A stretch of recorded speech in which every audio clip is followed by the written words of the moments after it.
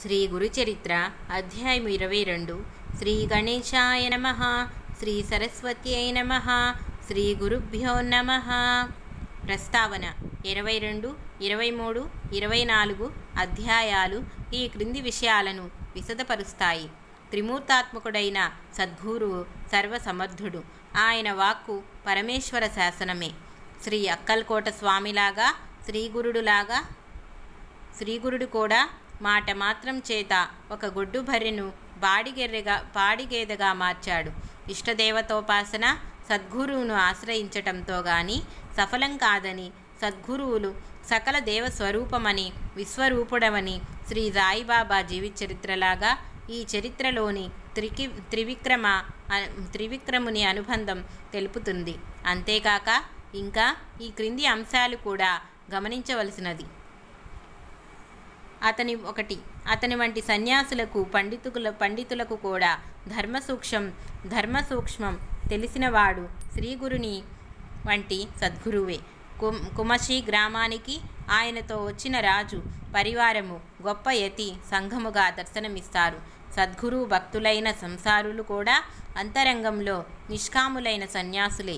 సద్గురువును ఆశ్రయించని సన్యాసులు కూడా ద్వంద్వాలను విడవని సంసారులుగానే ఉండిపోతారు. కథారంభము.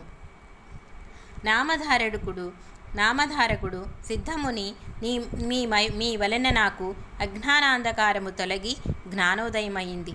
అందువలన మీరే నా గురుదేవులు. కామధేనువు వంటి శ్రీ గురుచరిత్ర నాకు వినిపించి నాలో గురుభక్తిని వికసింపచేస్తున్నారు. ఈ శ్రీ గురుకథ నా మనసును హరిస్తున్నది.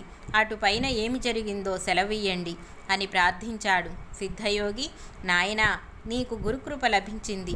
నీకు ఈ కథ వినిపించటం వల్ల నా జన్మ కూడా ధన్యమైంది. అటు తరువాత శ్రీగురుడు ఈ గంధర్వపురం చేరి భీమ అమరచా సంగమంలో నివసించటం వలన ఈ క్షేత్రంలో అపారమైన మహిమ వెల్లడవుతున్నది. ఇక్కడ ఈ 2 నదులను కలిసి ఉత్తర దిక్కుగా ప్రవహిస్తాయి కనుక ఇది చాలా గొప్ప క్షేత్రం. ఇక్కడ ఎంతో మహిమగల 8 తీర్థాలున్నాయి. ఇక్కడ కూడా శ్రీగురుడు అదృశ్య రూపంలో నిత్య నివాసం చేస్తున్నారు.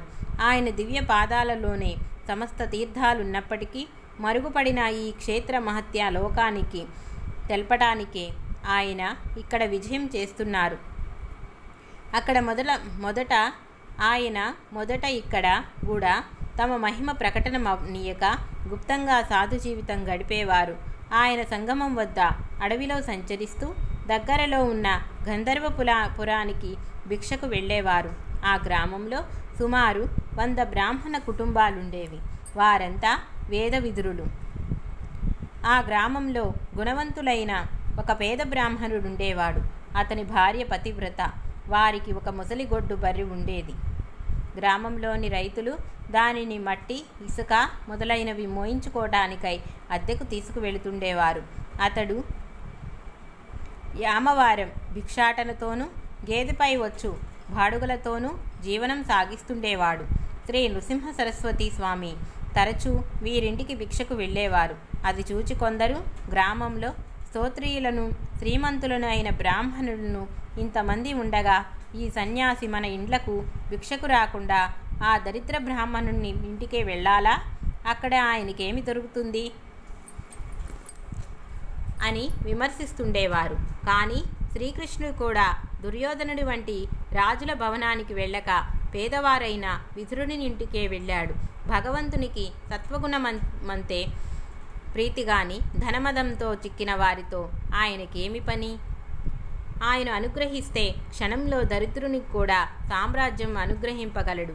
ఆ విషయంలో ఆయన మహిమ ముందు బ్రాహ్మణ లిపి కూడా మారవలసిందే. ఒక వైశాఖ మాసంలో మధ్యాహ్నపు టెండటి నిప్పులు చెరుగుతున్న సమయంలో శ్రీగురుడు వారింటికి భిక్షకు వెళ్ళారు. ఆనాడు గ్రామంలో ఎవరూ ఆ గేదెను బాడుకకు తీసుకుపోలేదు. ఆ బ్రాహ్మణుడు భిక్ష కోసం గ్రామంలోకి వెళ్ళాడు. శ్రీగురుడు వాకిట్లో నిలిచి భవతి భిక్షాందేహి అని అన్నారు. ఆ ఇల్లాలు నమస్కరించి, స్వామి, యజమాని యామవారానికై గ్రామంలోకి వెళ్ళారు. వారొచ్చే సమయమైంది. కోపగించక దయతో కొద్దిసేపు నీరి ఆసనం మీద కూర్చోండి అని పీట వేసింది. శ్రీగురుడు పీటపై కూర్చొని చిరునవ్వుతో, నీ భర్త వచ్చేదాకా ఆగటానికి సమయం లేదు. మాకు భిక్ష ఇవ్వనవసరం లేదు. మీ ముంగిట ఉన్న బర్రెపాలు కొంచెమైనా చాలు, కొంచెం ఇచ్చినా చాలు అన్నారు. అప్పుడు ఆమె, స్వామి, ఇది గొడ్డు బర్రె. ఒక్కసారైనా కట్టనూ లేదు, ఈనలు లేదు. ఇప్పుడెంతో ముసలిది, పళ్ళు కూడా ఊడిపోతున్నాయి. దీనిని బరువులు మోయటానికి ఉపయోగించుకుంటున్నాము అన్నది. శ్రీగురుడు, అదేమీ పట్టించుకోక, ఎందుకు ఈ వట్టి మాటలు, అయినా పాలు పితుకు చూస్తాము అన్నారు. ఆయన స్వయంగా చూస్తే వాస్తవం తెలుస్తుందని తలచి ఆమె పాత్ర తెచ్చి పితకనారంభించింది. ఆశ్చర్యం! ఆ గొడ్డుబర్రె 2 పాత్రల నిండుగా పాలు ఇచ్చింది.